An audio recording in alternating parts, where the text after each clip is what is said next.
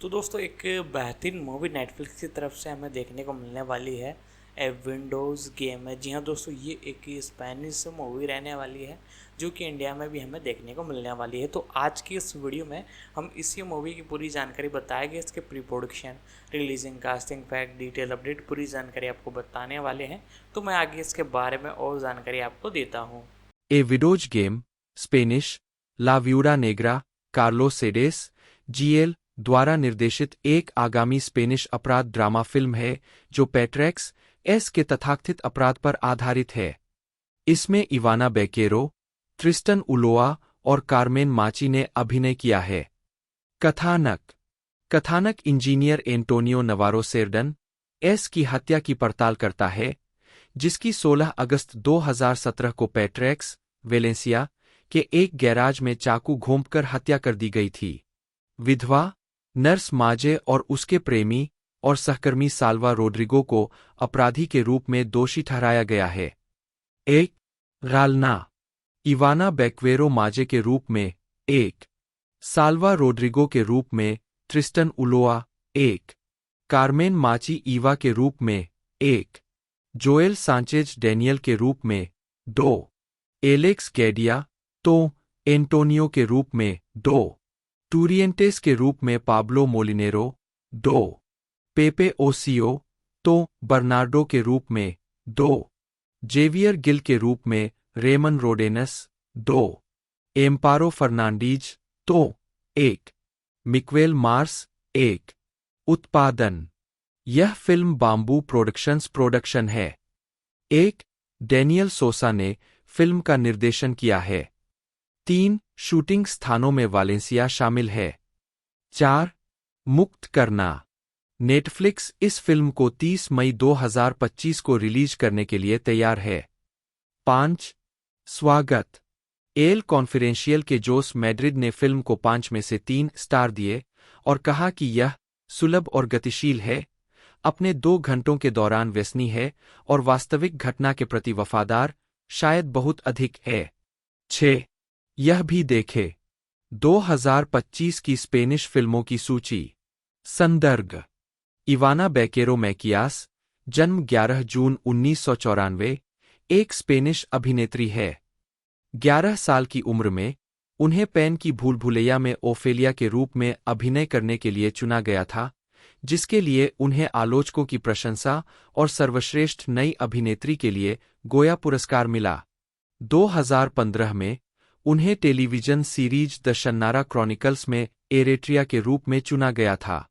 प्रारंभिक जीवन बेकेरो का जन्म स्पेन के बार्सिलोना में इवान बेकेरो और जूलिया मैकियास की बेटी के रूप में हुआ था। उन्होंने अमेरिकन स्कूल ऑफ बार्सिलोना में शिक्षा प्राप्त की, जहां उन्होंने धाराप्रवाह अंग्रेजी, स्पेनिश और कैटलन बोलना सीखा। उन्होंने 2012 में स्नातक की उपाधि प्राप्त की। आजीविका बेक्वेरो और गिलर्मो डेल टोरो पैंस लेबिरिंथ के उत्तरी अमेरिकी प्रीमियर में भाग लेते हुए। बेकेरो ने 8 साल की उम्र में पेशेवर रूप से अभिनय करना शुरू कर दिया था। उन्होंने कई फिल्मों में कुछ छोटी भूमिकाएं निभाईं, जिनमें से सबसे उल्लेखनीय है फ्रेगाइल, जिसमें उन्होंने एक छोटी भूमिका निभाई थी। वह रोमा सांता और रोटवीलर सहित कई अन्य फिल्मों में थीं। वह कुछ मौकों पर स्पेनिश टेलीविजन पर भी दिखाई दी है। एक लगभग 1000 युवा अभिनेत्रियों में से बेकेरो को 2006 में पैन की भूल भुलैया में ओफेलिया की भूमिका निभाने के लिए चुना गया था। ओफेलिया की भूमिका मूल रूप से 8 वर्ष की आयु की लड़की के लिए थी, लेकिन बेकेरो, जो उस समय 11 वर्ष की थी, को समायोजित करने के लिए स्क्रिप्ट में बदलाव किया गया। इसके बाद उन्होंने स्कूल में पढ़ाई करते हुए भी विभिन्न परियोजनाओं में काम किया। 2009 में उन्होंने जॉन कोनोली की horror film the new daughter में शीर्षक भूमिका निभाई, जो उनकी पहली अमेरिकी भूमिका थी। 2016 में बेक्वेरो ने द शन्नारा क्रॉनिकल्स में इरेट्रिया को चित्रित किया, जो टेरी ब्रूक्स द्वारा शन्नारा उपन्यास श्रृंखला का एक एमटीवी टेलीविजन रूपांतरण है। 3 इसका दूसरा सीजन 2017 में प्रीमियर हुआ। 2019 से 2020 तक बैक्वेरो ने नेटफ्लिक्स श्रृंखला हाई सीज में ईवा विलानुएवा की भूमिका निभाई और वर्तमान में Spartacus spin off Spartacus house of Ashur में एक नियमित श्रृंखला है। फिल्मोग्राफी। फिल्म भूमिकाएं। वर्ष शीर्षक भूमिका notes 2004 Roma Santa Ana, 2004 Rottweiler Esperanza, 2005 कमजोर मैंडी, 2006 बर्तन का गोरखधंधा ओफेलिया बटा राजकुमारी मोआना सर्वश्रेष्ठ नई अभिनेत्री के लिए टूरिया पुरस्कार। नामांकित सर्वश्रेष्ठ युवा कलाकार के लिए ब्रॉडकास्ट फिल्म क्रिटिक्स एसोसिएशन पुरस्कार। नामांकित सर्वश्रेष्ठ कैटलन फिल्म अभिनेत्री के लिए बुटाका पुरस्कार मिलोर एक्ट्रियू कैटलाना डी सिनेमा। नामांकित सबसे होनहार कलाकार के लिए शिकागो फिल्म क्रिटिक्स एसोसिएशन पुरस्कार। नामांकित सर्वश्रेष्ठ नए कलाकार के लिए सिनेमा राइटर्स सर्किल पुरस्कार। नामांकित अंतर्राष्ट्रीय फीचर फिल्म में सर्वश्रेष्ठ प्रदर्शन के लिए युवा कलाकार पुरस्कार अग्रणी युवा अभिनेता या अभिनेत्री। 2008 अराजकतावादी की पत्नी पालोमा, आयु 15। 2009 नई बेटी लुइसा जेम्स। 2013 दूसरा मैकेली। 2014 गेलो कैटरीना, जोआना। 2014 मिसफिट्स क्लब मेरी। 2017 मेरी बहन अरोरा। 2019 प्रतिक्रिया क्लेयर। 2021 black Friday, Marnie. 2025 एक विधवा का खेल माजे, 4। ट्रिस्टन उलोआ, जन्म 6 मई 1970, एक स्पेनिश अभिनेता, लेखक और निर्देशक है। आजीविका। ट्रिस्टन उलोआ का जन्म फ्रांस के ऑर्लियंस में हुआ था और जल्द ही वे मैड्रिड, स्पेन चले गए, जहां उन्होंने अपना बचपन बिताया। 12 साल की उम्र में वे विगो, गैलिसिया चले गए। 2 उनकी मां, एस्तेर सैन रोमान, 2005 तक होटालेजा, मैड्रिड में रहती है। 3 उलोआ ने लिसे फ्रैंकेस डे मैड्रिड से स्नातक किया। 3 वह सेक्स एंड लूसिया 2001 जैसी कई फिल्मों में नजर आ चुके हैं। 18 मार्च 2019 को यह घोषणा की गई कि उल्लोआ को नेटफ्लिक्स फंतासी श्रृंखला वॉरियर नन में फादर विंसेंट के रूप में लिया गया था। 4 दिसंबर 2023 में उल्लोआ बर्लिन में दिखाई दिए। फिल्मोग्राफी। पतली परत। वर्ष शीर्षक भूमिका नोट्स संदर्भ 1997। स्वर्गदूत की यादें अल्बर्टो फीचर फिल्म की शुरुआत। 5-6 अब्रे लॉस ओजोस, अपनी आंखें खोले, कैमरेरो, वेटर।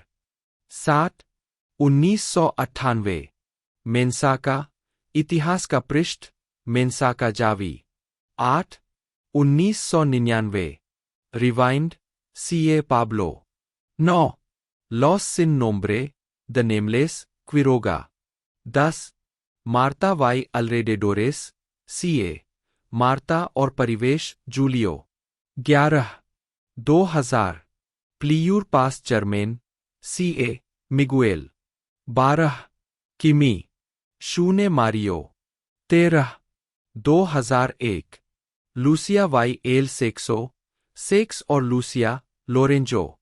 14 2002 नो डेब्स एस्टार एक्वी, आपको यहां नहीं होना चाहिए, सर्जियो। 15 16 वोल्वेरास, आप वापस आएंगे कार्लोस। 17 2003 एल लेपिज डेल कार्पेंटरो, बरी की पेंसिल, डैनियल दाबारका। 18 लास वोसेस डे ला नोचे, रात में आवाजें, जॉर्ज। 19 2004 एल जुएगो डे ला वर्दाद, सच्चाई और अन्य झूठ, Ernesto. 20 2005 Maroa Joaquin. 21 2006 Salvador Oriol Arau. 22 एल डेस्टिनो, भाग्य, पेद्रो। 23 24 2007 माताहारी इनाकी। 25 पुडोर, विनम्रता, सह, मारिया डेल कार्मेन माची अरोयो, जन्म 7 जनवरी 1963, एक स्पेनिश अभिनेत्री है। वह टेलीविजन श्रृंखला 7 विदा और एडा में एडा के रूप में अपनी भूमिका के लिए लोकप्रिय हो गईं। जीवनी। मारिया डेल कार्मेन माची अरोयो का जन्म 7 जनवरी 1963 को मैड्रिड में हुआ था और उनका पालनपोषण पड़ोसी गेटाफे में हुआ। 1-2 उनके पिता का परिवार जेनोआ से आता है। 2 एक थिएटर अभिनेत्री के रूप में कई वर्षों के बाद वह पहले टीवी श्रृंखला 7 विदा में अपने चरित्र आयरा के लिए लोकप्रिय हुई और बाद में चरित्र आयरा के लिए बनाई गई स्पिन ऑफ श्रृंखला में। उन्होंने अपनी फीचर फिल्म की शुरुआत शैकी कारमाइन 1999 से की। 3 उन्होंने हेबल कॉन एला 2002, डिस्कॉन्गेलेट 2003, लॉस अमांतेस पसाजेरोस 2013, ओचो एपेलिडोस वास्कोस 2014 और ओचो एपेलिडोस कैटलेंस 2015 जैसी फिल्मों में भी काम किया है। 4 2024 में उन्हें ललित कला में स्वर्ण पदक से सम्मानित किया गया। 5 फिल्मोग्राफी। पतली परत। चाबी। उन फिल्म या टीवी प्रोडक्शन को दर्शाता है जो अभी तक रिलीज नहीं हुए हैं। वर्ष शीर्षक भूमिका नोट्स संदर्भ 1999 शैकी कारमाइन टेलेक पत्रिका फीचर फिल्म की शुरुआत। 6 2001 तीरंदाज की तलाश के लिए वानिया। 2001 बिना शर्म के कोई शर्म नहीं सिसिलिया। 2002 हेबल कॉन एला उससे बात करें एनफरमेरा जेफ। एल कैबलेरो Don Quijote, Don Quixote, knight errant Teresa 7। 2003 टोरे मोलिनोस 73 क्लायंटा पेलुकेरिया। शांत हो जाओ चिल आउट। कर्मेला। 2004 सेडकियोन एस्कुएला कैमरा रोम्बो। 2005 विदा वाईरंग जीवन और रंग लियो। 8 एल सुएनो डे ऊना नोचे डे सैन जुआन मुस्तजा आवाज। हबाना में एक नाव Estrella. William Thomas Francis Miller जन्म 9 सितंबर 1978 एक अभिनेता और गायक है। 1 2 3 अमेरिकी और ब्रिटिश मूल के, वे यूके संयुक्त राज्य अमेरिका और मुख्य रूप से स्पेन में रहे हैं। 2 4 5 मिलर ने स्पेन में इतिहास, पुरातत्व और प्रदर्शन कला का अध्ययन किया। 6 7 और अंग्रेजी, स्पेनिश, कैटलन और फ्रेंच बोलते हैं। 6 8 वह कई स्पेनिश टेलीविजन श्रृंखलाओं में काम करने के लिए जाने जाते हैं। 9 10 और उन्होंने स्पेनिश, मैक्सिकन, अमेरिकी, ब्रिटिश और फ्रेंच फिल्मों में सहायक भूमिकाएं निभाई है। 1 11 12 उन्हें अपने नवीनतम कार्यों पर कुछ अच्छी समीक्षाएं मिली है। 13 14 15 मिलर ने शास्त्रीय स्पेनिश नाटकों और संगीत सहित थिएटर में भी काम किया है। 16 17 और 5 साल तक स्पेनिश रॉक बैंड डेनिरो के फ्रंटमैन थे। 18 19 वह वर्तमान में राष्ट्रीय और अंतर्राष्ट्रीय स्तर पर कई परियोजनाओं पर काम कर रहे हैं। साथ ही उन्होंने लघु फिल्मों का निर्माण और निर्देशन भी शुरू किया है, जिन्हें स्पेन में फिल्म समारोहों में नामांकित किया गया है। संगीत में विलियम अभी भी rage against the machine tribute band, rage rising के साथ सक्रिय है। चयनित फिल्मोग्राफी और संगीत। फिल्में। टेम्पस फ्यूगिट 2003 एंड्रोस के रूप में। रोटवीलर 2004 डाटे के रूप में। ला कोंजुरा डी एल एस्कोरियल 2008 कैप्टन रोड्रिगो डी विलेना के रूप में।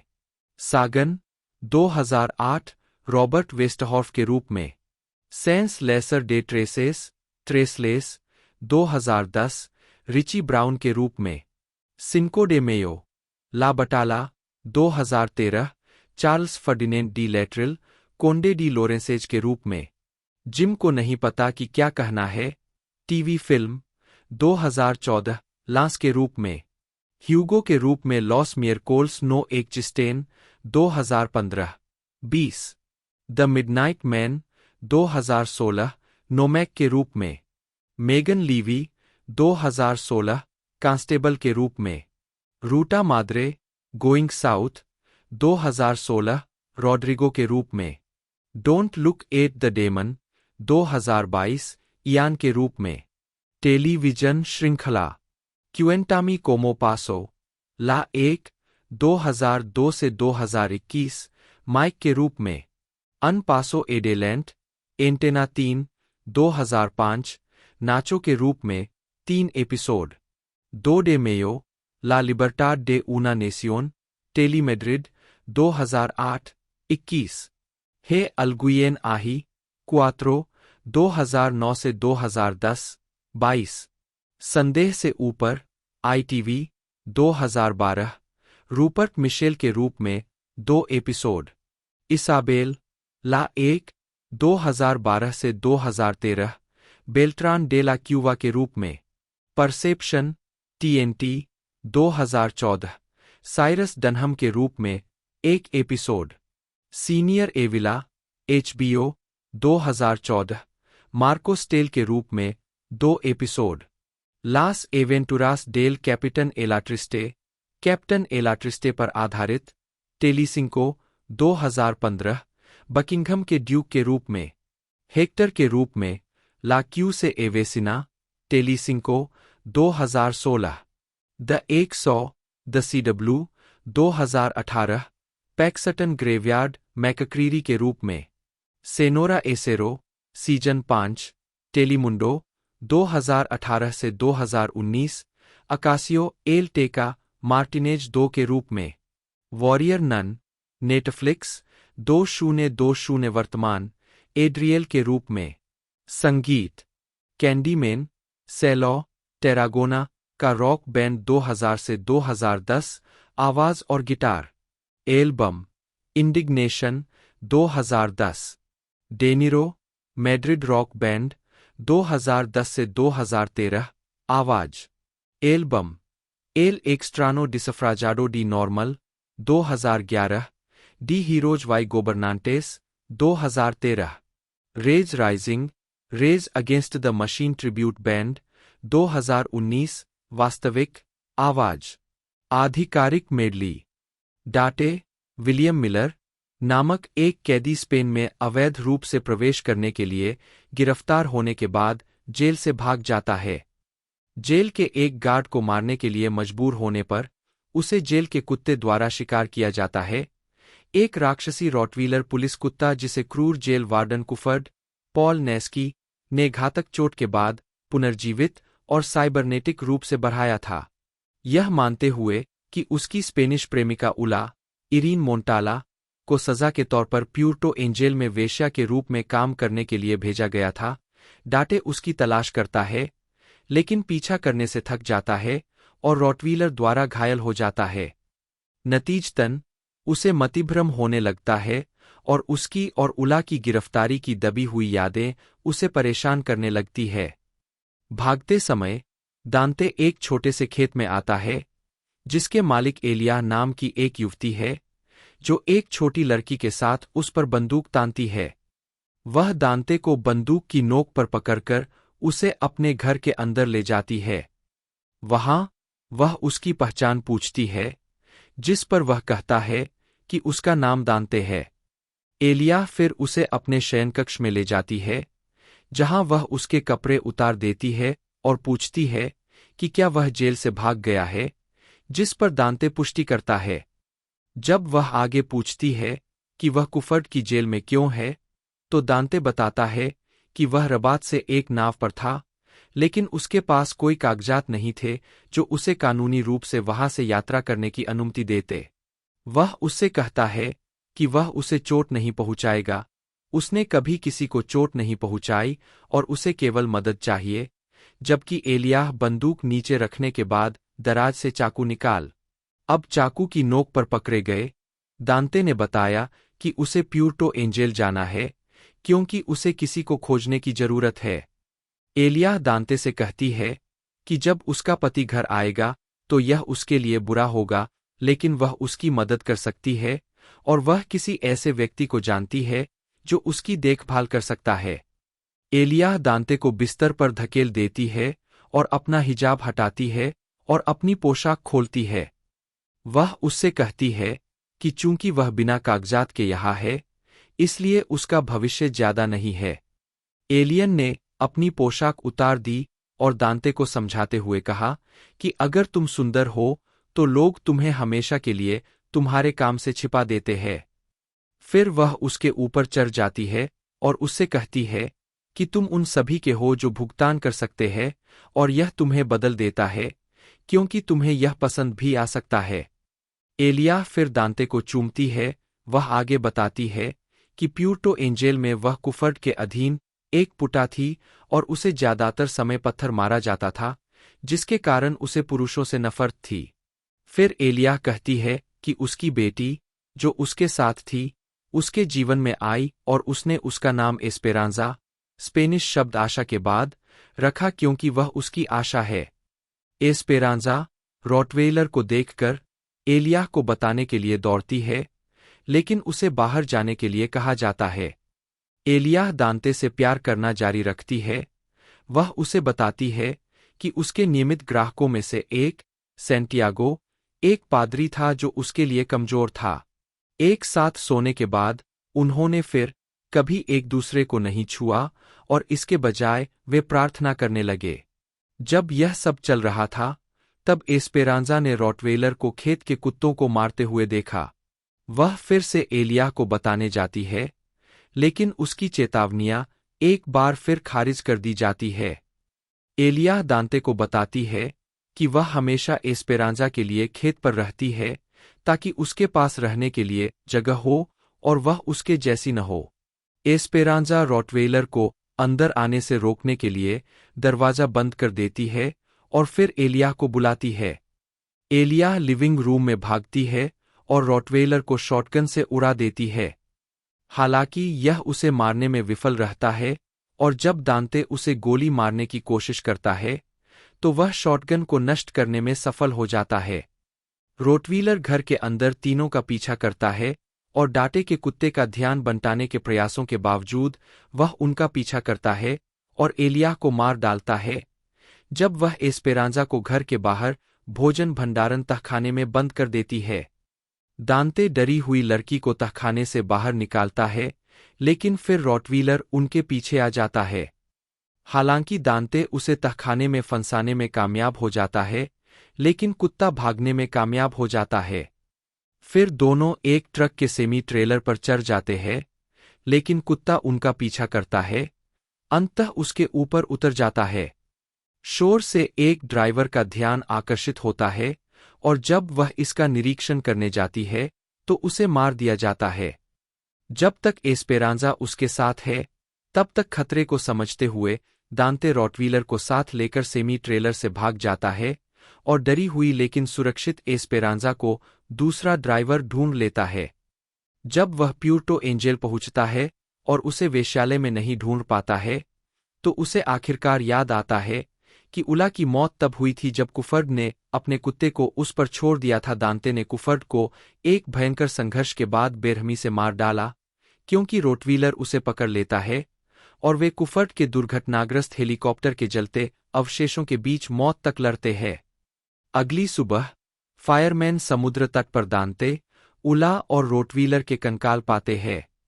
रालना, विलियम मिलर डाटे के रूप में, आइरीन मोंटाला उला के रूप में, पॉलिना गाल्वेज अल्याह के रूप में, कॉर्नेल जॉन डोंगोरो के रूप में, लुइस होमर गार्ड बोर्ग के रूप में, पॉल नेस्ची वार्डन कुफर्ड के रूप में, एस्पेरांजा के रूप में इवाना बाक्वेरो। 3 आलोचनात्मक स्वीकार्यता। ऑलमूवी ने इस फिल्म को एक जानलेवा साइबॉर्ग डॉग फ्लिक कहा है जो रोमांच से ज्यादा नींद की गोलियों से भरी हुई है और योजना के लिए एक स्पष्ट चूक है, जिसकी पिछली सफलताएं समय के साथ तेजी से फीकी पड़ रही है। अपने आप पर एक एहसान करे और इस कुत्ते की हड्डी को अकेला छोड़ दे। आप खुश होंगे कि आपने ऐसा किया।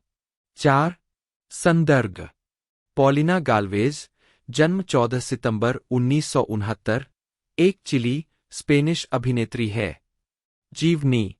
उनका जन्म सैंटियागो में एक स्पेनिश माता-पिता के घर हुआ था, जो दोनों अर्थशास्त्री थे। वह 8 साल की उम्र से मैड्रिड में पली-बड़ी और उन्होंने स्पेन में कई कंपनियों, कार्मेन कोर्टेस, जाम्ब्रा में एक फ्लेमेंको डांसर के रूप में अपना कलात्मक करियर शुरू किया। बाद में वह फिल्मों में चली गई और अल्फ्रेडो लांडा के साथ फिल्म बाजार वियना के लिए अपने पहले ऑडिशन में उन्हें मुख्य भूमिका मिली। कुछ साल फिल्म और टेलीविजन में काम करने के बाद पॉलिना ने बार्सिलोना के प्रसिद्ध प्रयोगात्मक कैटलन समूह एल्स जोगलर्स के साथ थिएटर में काम किया।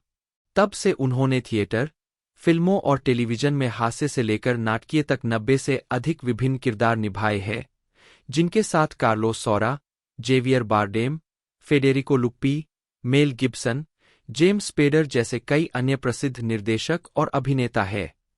2000 में उन्होंने पैरामाउंट टेलीविजन के लिए अमेरिकी श्रृंखला क्वीन ऑफ स्वॉर्ड्स में जिप्सी सेवक मार्टा की भूमिका निभाई और टेसी सेंटियागो के साथ टेक्सास हॉलीवुड, अल्मेरिया, स्पेन में फिल्माए गए टीवी श्रृंखला के सभी 22 एपिसोड में दिखाई देने वाली केवल 2 अभिनेताओं में से एक थीं।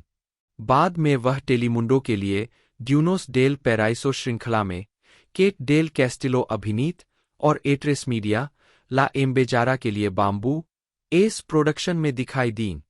2018 में उन्हें यूएसए नेटवर्क के लिए ब्लमहाउस द्वारा निर्मित फिल्म द पर्ज पर आधारित टेलीविजन श्रृंखला में कैटालिना के रूप में लिया गया था।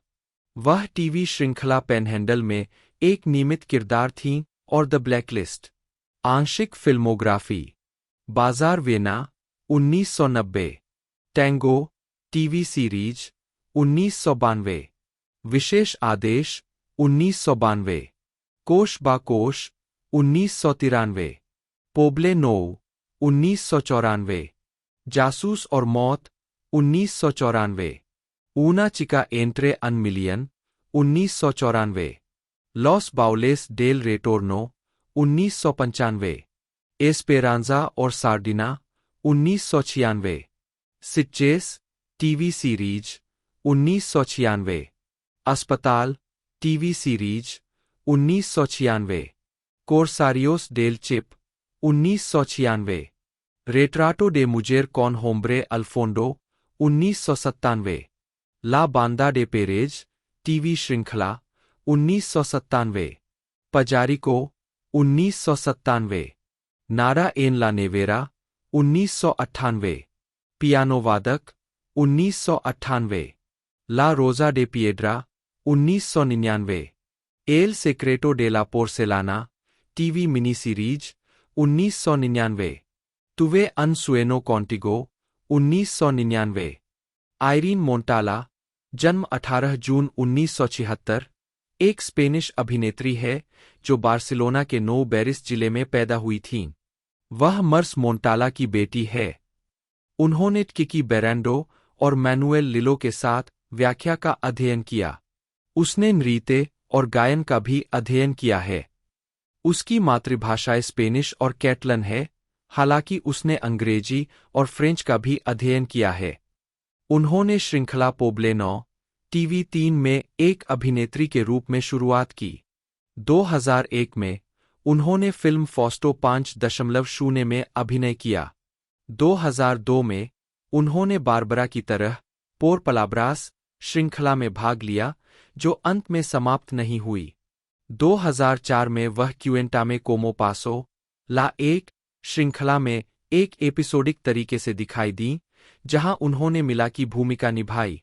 2008 में उन्होंने पब्लिक चैनल पर एक सफल सीरीज ला एक पर हेरेडेरोस में मोनिका का किरदार निभाया, जिसमें उन्होंने कोंचा वेलास्को या कार्मे एलियास जैसे जाने-माने अभिनेताओं के साथ अभिनय किया।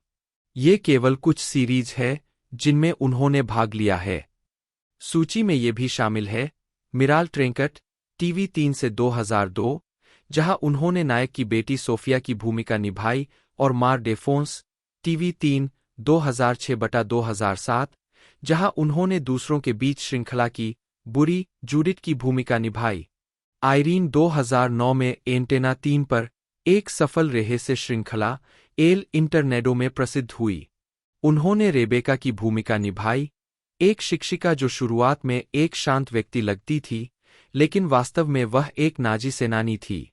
उनकी भूमिका क्रियाएं और हरकते मार्टिन इस्माइल मार्टिनेज, जिन्होंने साइंटिफिक RIS में भी भाग लिया था, के साथ एक खूबसूरत रिश्ते पर केंद्रित थीं। 2010 में श्रृंखला समाप्त हो गई और इस तरह उनकी भूमिका समाप्त हो गई। टीवी श्रृंखला में भाग लेने के अलावा उन्होंने कई फिल्मों में भी अभिनय किया है। कुछ फिल्मों में शामिल है ला मुजेर डेल अनारक्विस्टा, बॉडी आर्मर, अंडालुसिया, टोडो एस्टा एन एल एरे, तू विदा एन 65, ए रास डे सुएलो, रॉटवेलर, न्यूब्स डी वेरानो, लो मेजोर क्यू ले पुएडे पासर ए अनक्रूसन, ऊना कासा डे लोकोस या फॉस्टो 5.0। उन्होंने प्राइमेरा प्लाना, फेड्रा, लुलू या एल क्रिएट सहित थिएटर नाटकों में भी काम किया है। एक अभिनेत्री के रूप में उनके विस्तारित करियर को 2004 में न्यूब्स डे वेरानो के लिए कार्टेलेरा टूरिया ए ला एक्ट्रीज रेवेल्सियोन पुरस्कार से मान्यता मिली। 2010 से 2013 तक वह निजी चैनल एंटेना 3 के लिए एल बारको श्रृंखला में एक मुख्य किरदार थीं, जिसमें जूलिया विल्सन की भूमिका थी, जो एक वैज्ञानिक थी जो ECND अलेजांद्रिया परियोजना के लिए काम करती है, जो मानव प्रजाति को जीवित रहने में मदद करने के अंतिम लक्ष्य के साथ एक गुप्त परियोजना है। उनकी भूमिका एस्ट्रेला पोलर पर डॉक्टर की है और रिकार्डो मोंटेरो, एस्ट्रेला पोलर, जुआंजो आर्टेरो के कप्तान और उलिसेस गारमेंडिया, मारियो कैसास के साथ उनके आने जाने के साथ साथ गंबाओ, जुआन पाब्लो शुक के प्रति उनकी दुश्मनी पर केंद्रित है। 2014 में उन्होंने फिल्म पेरडोनासी ते ललामो, अमोर और टेलीसिंको पर श्रृंखला हरमनोस में अभिनय किया। फिल्मोग्राफी सिनेमा ऊना पिराना एन एल बिदे 1996, लाइक अफ्रीका, एमिक अमात 1998, फॉस्टो 5.0 2001, जोनास का राजकुमार 2001, ऊना कासा डे लोको 2002।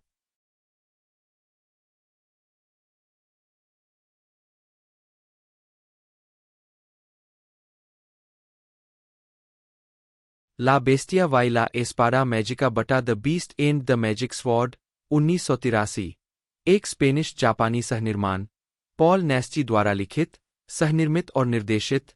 नेस्ची की पत्नी और 2 बेटे इस फिल्म में एक संक्षिप्त कैमियो में दिखाई दिए। नवंबर 1983 में केवल स्पेन में नाटकीय रूप से रिलीज किया गया, जापान में कभी भी नाटकीय रूप से रिलीज नहीं किया गया, कभी भी अंग्रेजी में डब नहीं किया गया और न ही अमेरिका में दिखाया गया। 2020 में मोंडो मैकाब्रो द्वारा ब्लूरे पर रिलीज किया गया। 21 लिकांथ्रोपो एल एसेसिनो डे ला लूना लेना बटा लिकांथ्रोपो, द फुल मून किलर 1996, उर्फ Lycanthropus, the moonlight murders US, Francisco Gordillo द्वारा निर्देशित। फिल्म अप्रैल 1997 में केवल स्पेन में नाटकीय रूप से दिखाई गई थी, कोई US थिएटर रिलीज नहीं, सीधे US DVD पर अंग्रेजी में डब करके Lycanthropus, the full moon killer के रूप में रिलीज किया गया। 6 tomb of the werewolf 2004, Hollywood मेमफ्रेड ओलेन रेमिशेल बाउर की सहअभिनीत। मूल शूटिंग का शीर्षक द अनलिविंग था, अंग्रेजी में वीडियो पर फिल्माया गया। नेस्की को अंग्रेजी नहीं आती थी, इसलिए उन्होंने अपनी लाइनें ध्वन्यात्मक रूप से बोलीं। कोई नाटकीय रिलीज नहीं। टॉम्ब ऑफ द वेयरवोल्फ 2015 में रेट्रोमीडिया एंटरटेनमेंट द्वारा अनलिविंग के रूप में एक बिना सेंसर वाली DVD, पर्दे के पीछे की सामग्री के साथ के रूप में पुनः जारी किया गया। नेस्ची ने 4 अन्य फिल्मों में सामान्य वेयरवोल्फ की भूमिका निभाई थी, जो होम्ब्रे लोबो श्रृंखला का हिस्सा नहीं थीं। बुएनस नोचेस, सेनोर मॉन्स्टरू बटा गुड नाइट, मिस्टर मॉन्स्टर 1982। नेस्ची ने बच्चों के इस स्पेनिश टीवी संगीत कॉमेडी में एक सामान्य वेयरवोल्फ की भूमिका निभाई थी। उन्होंने कथित तौर पर यह शो सिर्फ पैसे के लिए किया था। इसे स्पेन के बाहर कभी नहीं दिखाया गया, कभी अंग्रेजी में डब नहीं किया गया। एल ओलिडो डेल डियाब्लो बटा the howl of the devil 1987, Paul Naschy द्वारा लिखित और निर्देशित। कैरोलीन मुनरो, हॉवर्ड वर्नोन और नेस्ची के वास्तविक जीवन के बेटे सर्जियो मोलिना की प्रमुख भूमिका में सहकलाकार। नेस्ची ने एक पागल पूर्व अभिनेता की भूमिका निभाई है, जो इस फिल्म में विभिन्न प्रसिद्ध राक्षसों की तरह कपड़े पहनता है। एक दृश्य में विशेष रूप से वेयरवोल्फ वाल्डेमर डेनिस्की की भूमिका निभाता है। सर्जियो वास्तव में दृश्य में वेयरवोल्फ को वाल्डेमर के रूप में संबोधित करता है, लेकिन यह केवल एक बहुत ही संक्षिप्त कैमियो है। कहीं भी नाटकीय रिलीज नहीं। 1988 में केवल स्पेनिश टीवी पर दिखाया गया, कभी अंग्रेजी में डब नहीं किया गया। अंततः 2021 में मोंडो मैकाब्रो से ब्लूरे पर उपलब्ध हुआ, स्पेनिश उपशीर्षक में 6 एकवी हुएले ए मुएर्टो पुएस यो नो हे सिदो बटा it smells like death here well it wasn't me. 1990 Alvaro D Heredia द्वारा निर्देशित और स्पेनिश हास्य कलाकार मार्टेस वाइट्रेसे, जोसेमा यूस्टे और मिलन साल्सेडो द्वारा अभिनीत नेस्टी को एक गौरवशाली कैमियो तक सीमित कर दिया गया है, जो यूनिवर्सल मॉन्स्टर्स फिल्मों की याद दिलाने वाले एक राक्षस मैश में चरमोत्कर्ष पर पहुंचता है, लेकिन जिसमें वह निश्चित रूप से एक सामान्य वेयरवोल्फ की भूमिका निभाता है।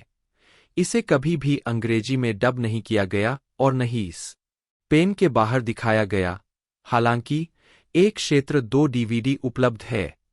लोबिसोम ना अमजोनिया बटा ए वेयरवोल्फ इन द अमेजन 2005 उर्फ अमजोनिया मिस्टरियोसा, ब्राजील में फिल्माया गया, इवान कार्डसो द्वारा निर्देशित। H.G. वेल्स के उपन्यास द आइलैंड ऑफ डॉक्टर मोरो के इस अत्याधुनिक अर्धसीक्वल में नेस्टी ने एक पागल डॉक्टर की भूमिका निभाई है, जो एक वेयरवोल्फ में बदल जाता है। पूरी फिल्म में नेस्टी की असली आवाज सुनी जा सकती है, जिसमें वह सभी संवाद स्पेनिश में बोलते हैं। फिल्म को कभी भी अंग्रेजी में डब नहीं किया गया और न ही स्पेन और ब्राजील के बाहर सिनेमाघरों में दिखाया गया। यह कैंप मोशन पिक्चर से डीवीडी पर स्पेनिश उपशीर्षक के साथ उपलब्ध है। संपूर्ण फिल्मोग्राफी। नोट: पॉल नेस्टी ने कई अन्य हॉरर फिल्मों में अभिनय किया, जिनमें एल होम्ब्रे लोबो शामिल नहीं थे। साथ ही कई अपराध फिल्में, ऐतिहासिक नाटक, एक्शन थ्रिलर आदि भी शामिल है। नीचे उनकी सभी फिल्मों की पूरी सूची निर्माण के सख्त कालानुक्रमिक क्रम में दी गई है। 6 आई स्पाई, अमेरिकी टेलीविजन श्रृंखला, 1966। नेस्टी ने मेनली ऑन द प्लेन्स नामक एपिसोड में एक बहुत ही छोटी भूमिका निभाई, जिसमें बोरिस कार्लोफ, रॉबर्ट कल्प और बिल कॉस्बी ने अभिनय किया। वे एक बहुत ही संक्षिप्त दृश्य में पिकनिक मना रहे किशोरों के समूह में से एक की भूमिका निभाते हैं, हालांकि कार्लोफ उनके साथ दृश्य में थे। प्रसारण फरवरी 1967। 22 एगोनिजांडो एन एल क्रिमेन, अपराध में पीरा, 1967। एनरिक एग्विलुज द्वारा निर्देशित एक अपराध नाटक, कभी अंग्रेजी में डब नहीं किया गया या अमेरिका में रिलीज नहीं किया गया। नेस्टी ने एक सीरियल किलर का शिकार करने वाले पुलिस अधिकारियों में से एक की भूमिका निभाई, जिसका नाम डेविड मोल्बा था। बाद में नेस्टी ने निर्देशक एग्विलुज के साथ अपनी दोस्ती का इस्तेमाल अपनी film the mark of the wolf man बनाने के लिए किया। ला फुरिया डे Johnny Kid, fury of Johnny Kid, 1967 उर्फ अल्टीमेट गनफाइटर उर्फ डोव सिस्पारा डिपियो, एक इतालवी स्पेनिश सहनिर्माण जियानी पुचिनी द्वारा निर्देशित, जिनकी फिल्म समाप्त करने के तुरंत बाद इटली में मृत्यु हो गई। इस स्पैगेटी वेस्टर्न में नेस्टी की एक बहुत छोटी भूमिका थी, जिसमें उन्हें एक बार में एक अन्य गनफाइटर के साथ हाथापाई करते हुए दिखाया गया था। यह फिल्म अमेरिका में कभी रिलीज नहीं हुई। यह वास्तव में एक खोई हुई फिल्म हो सकती है। ला मार्का डेल होम्ब्रे लोबो, the mark of the wolf man, 1968। Enrique Eguiluz उर्फ फ्रेंकस्टीन के ब्लरी टेरर उर्फ हेल्स क्रिएचर्स द्वारा निर्देशित। लास नोचेस डेल होम्ब्रे लोबो, the nights of the wolf man, 1968। Rene Govar द्वारा निर्देशित। आज यह एक खोई हुई फिल्म है, अगर यह वास्तव में पूरी हो गई थी। यह फिल्म कभी भी कहीं भी रिलीज नहीं हुई, लेकिन नेस्टी ने जोर देकर कहा कि वह इसमें अभिनय करेंगे। प्लान जैक 03 बटा प्लान जैक सेरोट्रेस, 1968। एक लघु फिल्म नोयर स्पूफ है, जिसे सेसिलिया बार्टोलोमे ने एक कॉलेज प्रोजेक्ट के रूप में लिखा और निर्देशित किया। नेस्टी ने हम्फ्री बोगार्ट प्रकार का चरित्र निभाया। यह अमेरिका में कभी रिलीज नहीं हुआ। लॉस मॉन्स्ट्रुओस डेल टेरर, the monsters of terror, 1969। Hugo Fregonese और टुलियो डेमिचेली उर्फ असाइनमेंट टेरर उर्फ ड्रैकुला बनाम फ्रेंकस्टीन द्वारा निर्देशित। ला फुरिया डेल होम्ब्रे लोबो, the fury of the wolf man, 1970। Jose Maria Zabalza द्वारा निर्देशित। सिंटो मोलिना अल्वारेज, 6 सितंबर 1934, 30 नवंबर 2009। एक जिन्हें उनके स्टेज नाम पॉल नेस्की से जाना जाता है, एक स्पेनिश फिल्म अभिनेता, पटकथा लेखक और निर्देशक थे जो मुख्य रूप से हॉरर फिल्मों में काम करते थे। कई क्लासिक हॉरर किरदारों, द वुल्फमैन, फ्रेंकस्टीन का राक्षस, काउंट ड्रैकुला, क्वासिमोडो, फू मांचू और एक ममी के उनके चित्रण ने उन्हें स्पेनिश लोन चैनी के रूप में पहचान दिलाई। नेस्की ने दर्जनों एक्शन फिल्मों, ऐतिहासिक ड्रामा, अपराध फिल्मों, टीवी शो और वृत्तचित्रों में भी अभिनय किया। उन्होंने अपनी अधिकांश फिल्मों की पटकथाएं भी लिखी और उनमें से कई का निर्देशन भी किया, जिनमें से कई को उन्होंने जैसिंटो मोलिना के नाम से साइन किया। नेस्की को 2001 में ललित कला में स्पेन का गोल्ड मेडल ऑफ मेरिट दिया गया। 3. जीवनी। नास्ची का जन्म 1934 में मैड्रिड में जैसिंटो मोलिना अल्वारेज के रूप में हुआ था और वह स्पेनिश गृहयुद्ध के दौरान बड़े हुए, जो स्पेनिश इतिहास में काफी उथल-पुथल का दौर था। उनके पिता एनरिक मोलिना एक सफल फ्रियर थे और नास्ची बहुत ही आरामदायक परिवेश में बड़े हुए, एक समय पर अपने माता-पिता के देश के हवेली में रहे। नास्ची शुरू में एक वास्तुकार बनने के लिए कॉलेज गए। कॉलेज के बाद उन्होंने एक पेशेवर भारोत्तोलक के रूप में शुरुआत की, लेकिन जल्द ही अभिनय और फिल्म निर्माण की ओर आकर्षित हो गए। 4. बचपन से उनका पसंदीदा फिल्मी किरदार वुल्फमैन था, जो तब से है जब उन्होंने एक बच्चे के रूप में classic Universal film Frankenstein meets the wolfman 1943 देखी थी। कई बार उन्होंने रिकॉर्ड एल्बम कवर डिजाइन करने, पल्प वेस्टर्न उपन्यास लिखने और कॉमिक बुक कहानियां बनाने में अपना हाथ आजमाया। नास्ची ने 1961 की क्लासिक बाइबिल महाकाव्य किंग ऑफ किंग्स में एक बिना श्रेय वाली छोटी भूमिका निभाई थी और इस अनुभव ने उन्हें फिल्म निर्माण में और आगे बढ़ाया। नास्ची ने निम्नलिखित फिल्मों में बिना श्रेय वाली छोटी भूमिकाएं भी निभाईं। एल प्रिंसिपे एनकेडेनाडो बटा द चेनड प्रिंस 1960 उर्फ किंग ऑफ द वाइकिंग्स, एक मंगोल सरदार की भूमिका। ऑपरेशन प्लस अल्ट्रा 1966, एक नकाबपोश सर्जन की भूमिका। लास व्यूडास बटा द विडोज 1966, केवल लूना डे मियल खंड में सहायक निर्देशक के रूप में अभिनय। और ला एस्क्लावा डेल पराइसो बटा स्लेव ऑफ पैराडाइज 1968 उर्फ 1001 नाइट्स, चैंटल नामक एक महल के नौकर की भूमिका। नास्ची ने कथित तौर पर 2 अन्य फिल्मों, एवेंटुरा एन एल पलासियो विएजो 1967 और क्रोनिका डे नुवे मेसेस 1967 में सहायक निर्देशक के रूप में काम किया। 5. 1966 में स्पेन के एक सुदूर इलाके में फिल्माए जा रहे अमेरिकी टीवी शो आई स्पाई के एक एपिसोड में बतौर एक्स्ट्रा कलाकार काम करते हुए नेस्ची की मुलाकात हॉरर आइकन बोरिस कार्लोफ से सेट पर हुई, जिसे वे कभी नहीं भूल पाए। कार्लोफ उस दिन बहुत खराब मूड में थे, जाहिर तौर पर उदास और खराब स्वास्थ्य में थे। इस मुलाकात के कारण नेस्ची की मृत्यु के बाद Paul Naschy the man who saw Frankenstein cry शीर्षक से उनकी जीवनी पर फिल्म बनाई गई। हॉरर आइकन 1968 में 34 वर्ष की आयु में उन्होंने the mark of the wolfman, count Waldemar Daninsky नामक एक पोलिश वेयरवोल्फ के बारे में नामक एक वेयरवोल्फ फिल्म के लिए पटकथा लिखी और मैक्सपर प्रोडक्शंस सिनेमेटोग्राफिकास नामक एक स्पेनिश फिल्म कंपनी को इसे वित्तपोषित करने में रुचि दिखाई। नेस्ची ने कभी भी एल होम्ब्रे लोबो, जैसा कि स्पेन में इस विनाशकारी लाइकेनथ्रोप को कहा जाता है, की भूमिका निभाने का इरादा नहीं किया था। उन्होंने बस यह भूमिका निभाई क्योंकि निर्माता को एक उपयुक्त अभिनेता नहीं मिल पाया। उन्होंने लोन चेनी जूनियर को काम पर रखने की कोशिश की थी, लेकिन 62 वर्ष की आयु में हॉलीवुड के प्रसिद्ध हॉरर स्टार इतने बीमार थे कि वे यात्रा नहीं कर सकते थे। जर्मन वितरकों ने उनसे अपना नाम जैसिंटो मोलिना से बदलने पर जोर दिया क्योंकि यह बहुत स्पेनिश लग रहा था, जिससे स्पेन के बाहर विभिन्न देशों में बॉक्स ऑफिस पर फिल्म की संभावनाओं को नुकसान पहुंच सकता था। उन्होंने पॉल नेस्ची नाम बनाया, पॉल पोप पॉल 6 के नाम पर, और नेस्ची इम्रे नागी के जर्मनिक ध्वनि वाले संस्करण के रूप में, जो नेस्ची के भारोत्तोलन के आदर्शों में से एक था।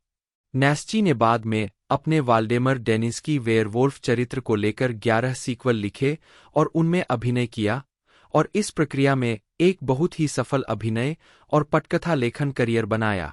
नैस्ची ने ज्यादातर फिल्मों की पटकथाएं लिखीं, जिनमें उन्होंने अभिनय किया, खास तौर पर हॉरर फिल्मों की। उनका सबसे सफल वर्ष 1972 था, जिस दौरान उन्होंने कम से कम 7 फिल्में लिखीं और उनमें अभिनय किया। 1970 के दशक के दौरान उन्होंने उद्योग जगत के कुछ सर्वश्रेष्ठ यूरो हॉरर फिल्म निर्देशकों के लिए काम किया, जिनमें Leon Klimovsky, Carlos Aured, Javier Aguirre, Jose Luis Madrid, Juan Piquer Simon, Francisco Lara Polop और जोस लुइस मेरिनो शामिल है। नास्ची के पसंदीदा निर्देशक लियोन क्लिमोव्स्की थे, जिनके साथ उन्होंने 8 हॉरर और एक्शन फिल्में बनाईं। नास्ची ने क्लिमोव्स्की के पेशेवर काम करने के रवैये की प्रशंसा की, लेकिन उन्हें हमेशा महसूस हुआ कि क्लिमोव्स्की फिल्मांकन में जल्दबाजी करते हैं और कभी भी पर्याप्त रीटेक नहीं देते हैं, जो उनकी कुछ फिल्मों को बेहतर बना सकते थे। उन्हें निर्देशक कार्लोस ऑरर के साथ काम करने में भी मजा आया और उन फिल्मों पर उन्हें गर्व था जो उन्होंने साथ में कीं। नास्ची की पसंदीदा सहकलाकार और सहनिर्माता जूलिया सैली। कैरियर में गिरावट। 1976 में उन्होंने निर्देशन में भी हाथ आजमाने का फैसला किया और अपनी पहली परियोजना के रूप में कॉस्ट्यूम ड्रामा इनक्विजिशन को चुना। उन्होंने लगभग 8 वर्षों तक अच्छा प्रदर्शन किया, यहां तक कि कई सफल जापानी, स्पेनिश सहनिर्माण और स्पेनिश टीवी वृत्तचित्रों का निर्माण और निर्देशन भी किया, लेकिन 1985 तक उनकी फीचर फिल्में अब लागत भी नहीं निकाल पा रही थीं और उनके गलत तरीके से बनाए गए जासूसी स्पूफ ऑपरेशन मेंटिस 1985 पर बहुत सारा पैसा खोने के बाद नैस्ची की प्रोडक्शन कंपनी एकोनिटो फिल्म्स दिवालिया हो गई। एकोनिटो वोल्फ्सबेन नामक जड़ी बूटी का वैज्ञानिक शब्द है। नैस्ची के कंपनी में 3 भागीदार थे। ऑगस्टो बोए, जिन्होंने हालात खराब होते ही व्यवसाय में अपने शेयर बेच दिए, मसुराओ टेकेरा, जिनकी दिवालियापन के तुरंत बाद अग्नाशय के कैंसर से मृत्यु हो गई, और जूलिया सैली, जिन्होंने मेंटिस के फ्लॉप होने के बाद अभिनय से पूरी तरह संन्यास ले लिया। 20 जून 1984 को नैस्ची के पिता एनरिक मोलिना की एक झील के किनारे अकेले मछली पकड़ते समय दिल का दौरा पड़ने से मृत्यु हो गई। जंगल में खेल रहे कुछ लड़कों ने उनके शरीर को खोजा, उन्हें होश में लाने के लिए बहुत देर हो चुकी थी। 6 अपने पिता, जिनके साथ वह हमेशा बहुत करीब थे, की अप्रत्याशित अचानक हानि, उनकी फिल्म कंपनी के दिवालियापन के साथ मेल खाती है, ने नैस्ची को 2 साल की अवसाद की अवधि में डुबो दिया। अचानक फिल्म उद्योग में कोई भी उसके साथ परियोजनाओं को वित्तपोषित नहीं करना चाहता था और उसके कुछ सबसे अच्छे दोस्तों ने उससे मुंह मोड़ लिया जब उसे उनकी सबसे अधिक आवश्यकता थी। नैस्ची ने साक्षात्कारों में दावा किया कि उन्होंने इस अवधि के दौरान आत्महत्या पर भी विचार किया। वह 1987 में अपनी कथित वापसी फिल्म एल ओलिडो डेल डियाब्लो के साथ फिल्म निर्माण में वापस लौटे। नैस्ची के बेटे सर्जियो ने प्रसिद्ध हॉरर आइकन हॉवर्ड वर्नोन और कैरोलीन मुनरो के साथ फिल्म में एक प्रमुख भूमिका निभाई। दुर्भाग्य से फिल्म का वितरण बहुत खराब तरीके से किया गया, केवल स्थानीय स्पेनिश टीवी पर दिखाया गया और आज भी यह अंग्रेजी में उपलब्ध नहीं है। नैस्ची के करियर में दूसरी गिरावट तब आई जब 27 अगस्त 1991 को उन्हें एक स्थानीय जिम में भारोत्तोलन के कारण लगभग घातक दिल का दौरा पड़ा। उन्हें 1 सप्ताह से अधिक समय तक अस्पताल में भर्ती रहना पड़ा। फिर 5 सितंबर को उनके दिल की बड़ी सर्जरी की गई। हॉरर फिल्म प्रशंसकों में यह अफवाह फैल गई कि नैस्ची की मृत्यु हो गई है, क्योंकि ऑपरेशन के बाद वे कुछ समय के लिए फिल्मी दुनिया से गायब हो गए थे। बाद में उन्हें विभिन्न देशों में कई फैंजीन प्रकाशकों से संपर्क करना पड़ा और उन्हें सूचित करना पड़ा कि वे अभी भी जीवित हैं। 1996 में नास्ची ने अपनी 11वीं वेयरवोल्फ फिल्म लिकांट्रोपो लिखी और उसमें अभिनय किया, जिसके बारे में उन्हें लगा कि यह उनके लिए एक बड़ी वापसी वाली फिल्म होगी, लेकिन फिल्म ने आलोचनात्मक या वित्तीय रूप से बिल्कुल भी अच्छा प्रदर्शन नहीं किया। हालांकि अगले दशक के दौरान उन्होंने कई कम बजट की हॉरर फिल्मों और अपराध ड्रामा में काम करना जारी रखा, इस दौरान उन्होंने कई प्रतिष्ठित प्रशंसक पुरस्कार जीते और 1990 और 2000 के दशक, संयुक्त राज्य अमेरिका और यूरोप दोनों में के दौरान कई हॉरर फिल्म सम्मेलनों में एक प्रतिष्ठित अतिथि के रूप में दिखाई दिए। लेकिन वह अभी भी आर्थिक रूप से खराब प्रदर्शन कर रहा था और भ्रष्ट स्पेनिश फिल्म उद्योग की स्थिति के बारे में साक्षात्कारों में कटु शिकायत करता था, जिसके बारे में उसने कहा था कि वह पक्षपात और भायातीजावाद का अभ्यास करता है। 1997 में नास्ची ने Paul Naschy, memoirs of a wolf man 7 नामक एक विस्तृत आत्मकथा लिखी। नास्ची ने 2003 में कुछ समय के लिए हॉलीवुड की यात्रा भी की थी, जहां उन्होंने डोनाल्ड एफ. ग्लूट और फ्रेड ओलेनरे द्वारा निर्देशित 2 शॉट ऑन वीडियो वयस्क सामग्री हॉरर फिल्मों में काम किया था, जो हॉरर फिल्मों के पूर्व प्रशंसक और निर्देशक बने थे, जिन्होंने सेट पर उनके साथ राजसी व्यवहार किया होगा। भाषा की बाधा के कारण फिल्मांकन थोड़ा जटिल हो गया था, क्योंकि नास्ची ने कभी अंग्रेजी बोलना नहीं सीखा था। इसके अलावा नास्ची अपनी पत्नी और बेटे सर्जियो को अपने साथ लाए थे और उनके आने के अगले दिन उनकी पत्नी को पेट के वायरस के कारण अस्पताल में भर्ती होना पड़ा, इसलिए नास्ची शूटिंग के दौरान थोड़ा व्यस्त थे। हॉलीवुड में अपने प्रवास के दौरान नास्ची ने यूनिवर्सल स्टूडियो के साथ-साथ प्रसिद्ध पत्रिका फेमस मॉन्स्टर्स ऑफ फिल्मलैंड के संपादक फॉरेस्ट जे. एकरमैन के प्रसिद्ध एकरमैनशन संग्रहालय का भी दौरा किया। व्यक्तिगत जीवन 24 अक्टूबर 1969 को नास्ची ने स्पेन में रहने वाले एक इतालवी राजनयिक की बेटी एल्विरा प्रिमावेरा से विवाह किया और 40 साल बाद उनकी मृत्यु के समय तक वे खुशहाल विवाहित रहे। उनकी पत्नी हमेशा उनकी फिल्म निर्माण परियोजनाओं का बहुत समर्थन करती थीं और निस्संदेह उनकी सफलता के कारणों में से एक थीं। उनके पीछे उनकी विधवा एल्विरा और उनके 2 बेटे ब्रूनो और सर्जियो मोलिना बचे हैं। 30 नवंबर 2009 को 75 साल की उम्र में स्पेन के मैड्रिड के एक अस्पताल में अग्नाशय के कैंसर से नास्ची की मृत्यु हो गई। 2008 में कैंसर का पता चलने के बाद 1 साल से अधिक समय तक उन्होंने जिंदा रहने के लिए संघर्ष किया, लेकिन अंत अवश्यंभावी था। हालांकि उनका जीवन अपेक्षाकृत खराब वित्तीय संकट में समाप्त हुआ, लेकिन नास्ची को हमेशा अपने प्रशंसकों से प्यार का जबरदस्त समर्थन मिला, जहां उन्होंने भाग लिया और यह जानते हुए मर गए कि उन्हें हमेशा एक प्रमुख हॉरर फिल्म आइकन के रूप में माना जाएगा। 7 नास्ची की मृत्यु के बाद जर्मनी में मुचास ग्रेसियस सीनो लोबो 9 नामक एक हार्डकवर पुस्तक प्रकाशित की गई, जिसमें सैकड़ों दुर्लभ तस्वीरें, लॉबी कार्ड, पोस्टर आदि एकत्र किए गए थे, जिनका उपयोग कई अलग-अलग देशों में दशकों से नास्ची की फिल्मों को बढ़ावा देने के लिए किया गया था। Paul Naschy, the man who saw Frankenstein cry 1966 में आई स्पाई के सेट पर बोरिस कार्लोफ से नास्ची की मुलाकात का संदर्भ नामक एक व्यापक फिल्म जीवनी भी डीवीडी पर जारी की गई है। सबसे प्रसिद्ध पात्र वेयरवोल्फ काउंट वाल्डेमर डेनिंस्की, स्पेन में एल होम्ब्रे लोबो के नाम से जाना जाता है, निस्संदेह पॉल नास्ची का सबसे प्रसिद्ध हॉरर किरदार है, क्योंकि उन्होंने 12 अलग-अलग फिल्मों में डेनिंस्की की भूमिका निभाई थी।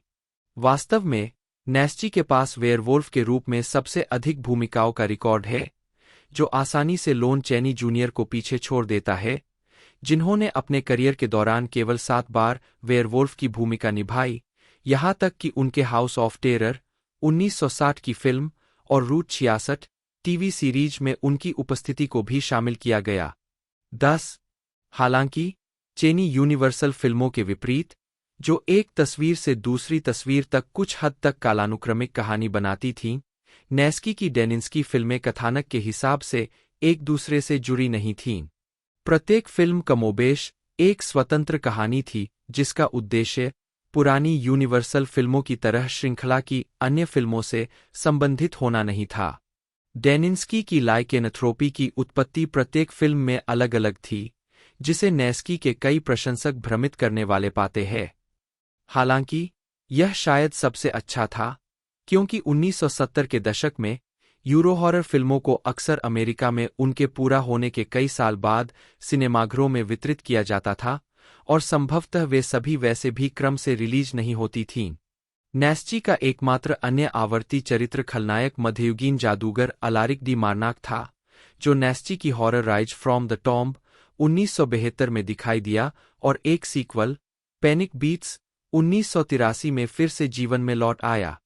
नेस्ची का दावा है कि उन्होंने इस चरित्र को गिल्स डे रईस नामक एक वास्तविक जीवन के मध्ययुगीन रईस पर आधारित किया, जो एक सीरियल किलर था, जिसके जीवन की कहानी पर नेस्ची ने अपनी 1974 की फिल्म एल मारिस्कल डेल इन्फियर्नो, द डेविल्स पॉजेस्ट में मुख्य चरित्र भी आधारित किया था। 11 होम्ब्रे लोबो श्रृंखला।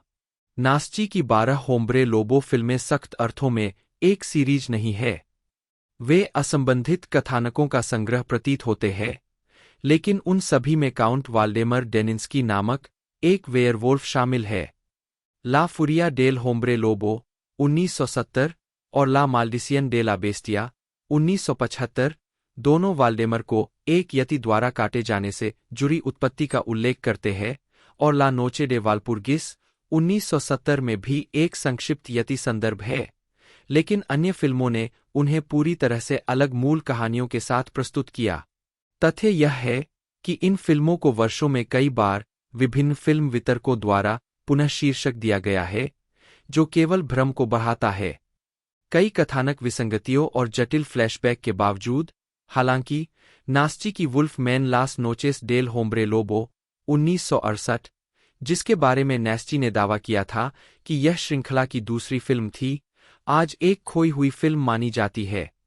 निर्माण के क्रम में 12 होम्ब्रे लोबो फिल्में इस प्रकार है: ला मार्का डेल होम्ब्रे लोबो बटा the mark of the wolf man 1968 उर्फ फ्रेंकस्टीन का खूनी आतंक, यूएस उर्फ the vampires of Dr Dracula, Germany France उर्फ हेल्स क्रिएचर्स, यूके ऑस्ट्रेलिया उर्फ द नाइट्स ऑफ शैतान, इटली उर्फ हेल क्रिएचर, पाकिस्तान तुर्की, और वर्षों बाद जर्मनी में हेक्सेन डेस क्रूएंस बटा द विचेस ऑफ हॉरर के रूप में पुनः रिलीज किया गया। एनरिक एग्विलुज द्वारा निर्देशित, मूल रूप से 3D और हाई-फाई 70 मिमी में फिल्माया गया था, लेकिन इसे केवल म्यूनिक, जर्मनी में ही दिखाया गया था। पहली बार जुलाई 1968 में स्पेन में नाटकीय रूप से रिलीज किया गया, जर्मनी में फरवरी 1969 में, इंग्लैंड में फरवरी 1970 में। 1974 में अमेरिकी देर रात टेलीविजन संपादित पर जारी किया गया, DVD असंपादित बटा लेटरबॉक्स पर फ्रेंकस्टीन के खूनी आतंक के रूप में जारी किया गया। 12 लास नोचेस डेल होम्ब्रे लोबो बटा the nights of the wolf man 1968 का निर्देशन कथित तौर पर रेने गोवर द्वारा पेरिस में किया गया था। यह आज एक खोई हुई फिल्म है, और किसी ने, यहाँ तक कि पॉल नेस्ची ने भी, इसे कभी नहीं देखा है। लेकिन नेस्ची ने जोर देकर कहा कि उन्होंने पटकथा लिखी और इसमें अभिनय करने के लिए 1 सप्ताह तक पेरिस में रहे। फिल्म के फ्रांसीसी निर्देशक रेने गोवर, जिन्होंने संदिग्ध रूप से केवल इस एक फिल्म का निर्देशन किया था, के बारे में कहा जाता है कि फिल्मांकन पूरा होने के 1 सप्ताह बाद पेरिस में एक कार दुर्घटना में उनकी मृत्यु हो गई और किसी ने भी बकाया लैब बिल का भुगतान नहीं किया। इसलिए ऐसा माना जाता है कि लैब ने निगेटिव को जब्त कर लिया और शायद बाद में इसे फेंक दिया। नेस्ची ने दावा किया कि उन्हें दशकों बाद ही पता चला कि फिल्म कभी कहीं भी रिलीज नहीं हुई थी।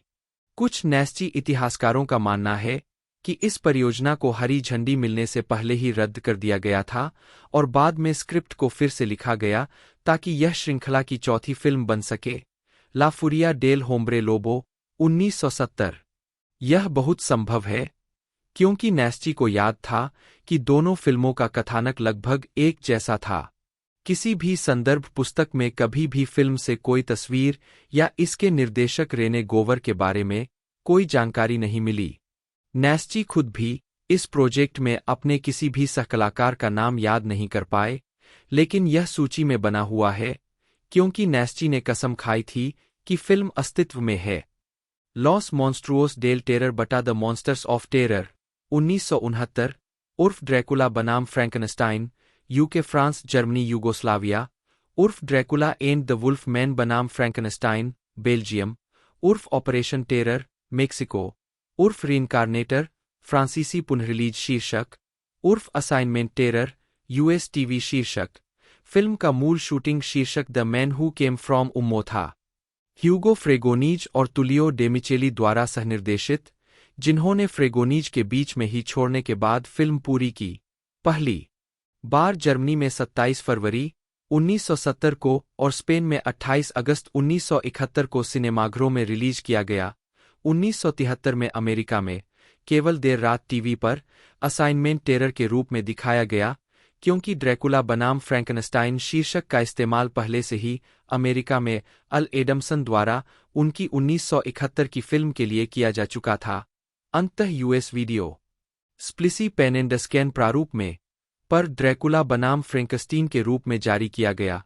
13/2019 में स्कॉर्पियन रिलीजिंग द्वारा संयुक्त राज्य अमेरिका में ब्लूरे पर जारी किया गया।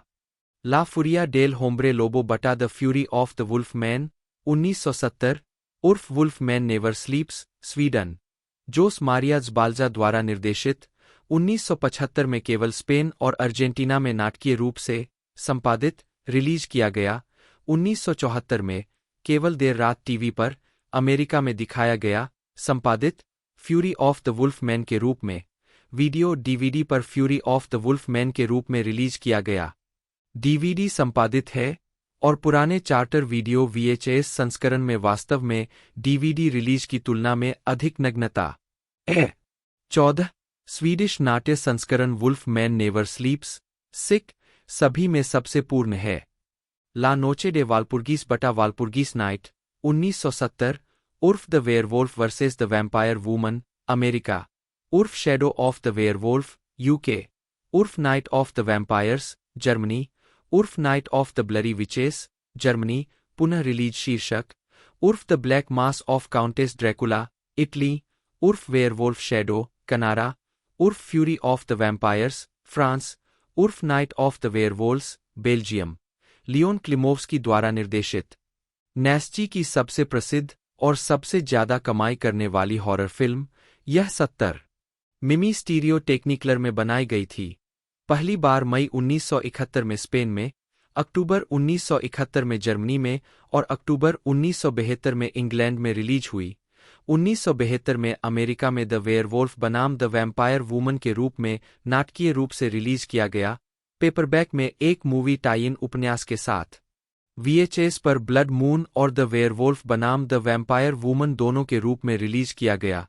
बाद में डीवीडी पर वेयरवोल्फ शैडो, सिक के रूप में बिना काटे रिलीज किया गया। 15 रॉ जेकेल वाई एल होम्ब्रे लोबो बटा डॉ जेकेल एंड द वुल्फमैन 1971 उर्फ डॉ Jekyll and the werewolf, UK, उर्फ night of the bloody wolves, Germany. Leon Klimovsky द्वारा निर्देशित, जैक टेलर सह कलाकार। पहली बार 19 नवंबर 1972 को स्पेन में, 19 अप्रैल 1974 को जर्मनी में और 1974 में यूके में रिलीज हुई। 1973 में डॉ जेकेल एंड द वुल्फमैन के रूप में यूएस में नाटकीय रूप से रिलीज हुई। डॉ जेकेल एंड द वुल्फमैन के रूप में बिना काटे, स्पेनिश उपशीर्षक में डीवीडी पर उपलब्ध है। 16 एल रेटोर्नो डे वालपुर्गीस बटा द रिटर्न ऑफ वालपुर्गीस 1973 उर्फ curse of the devil, America, Britain, Canada, उर्फ night of the diabolical orgy, Germany, उर्फ डाई टोडेस्क्राले डेस ग्राउसमेन वोल्फ्स बटा death claws of the cruel wolf, वैकल्पिक जर्मन शीर्षक, उर्फ night of the killer, Mexico, उर्फ एल इम्प्रिंटेड ए ड्रैकुला बटा the mark of Dracula, France, उर्फ रिटर्न ऑफ द लूप गारोस, बेल्जियम, कार्लोस ऑरेड द्वारा निर्देशित। पहली बार 21 सितंबर 1973 को स्पेन में और अगस्त 1974 में जर्मनी और इंग्लैंड में सिनेमाघरों में रिलीज किया गया। इसे केवल 1976 में अमेरिका में कर्स ऑफ द डेविल के रूप में सिनेमाघरों में रिलीज किया गया। डीवीडी पर कर्स ऑफ द डेविल के रूप में बिना काटे रिलीज किया गया और जर्मन ब्लूरे पर सबकल्चर से डाई टोडेस्क्राले डेस ग्राउसमेन वोल्फ्स के रूप में रिलीज किया गया। 17 18 ला माल्डिसियन डे ला बेस्टिया बटा the curse of the beast 1975 उर्फ night of the howling beast, America, उर्फ the werewolf and the yeti, अंतर्राष्ट्रीय रिलीज शीर्षक, उर्फ in the claws of the werewolf, France, उर्फ curse of the beast, Mexico, उर्फ लूप गारो बटा the werewolf, Belgium, Miguel Iglesias Bonns द्वारा निर्देशित। नैस्ची ने स्पेन में अक्टूबर 1975 के सिजेस अंतर्राष्ट्रीय फिल्म महोत्सव में कर्स ऑफ द बीस्ट के लिए सर्वश्रेष्ठ अभिनेता का पुरस्कार जीता। 9 जनवरी 1975 को स्पेन में पहली बार नाटकीय रूप से रिलीज किया गया। 1977 में अमेरिका में night of the howling beast के रूप में नाटकीय रूप से रिलीज किया गया। VHS होम वीडियो पर बारी बारी से the werewolf and the yeti, night of the howling beast और hall of the mountain king के रूप में जारी किया गया। ब्लूरे पर शाउट फैक्ट्री द्वारा उनके पॉल नैस्ची संग्रह के हिस्से के रूप में जारी किया गया।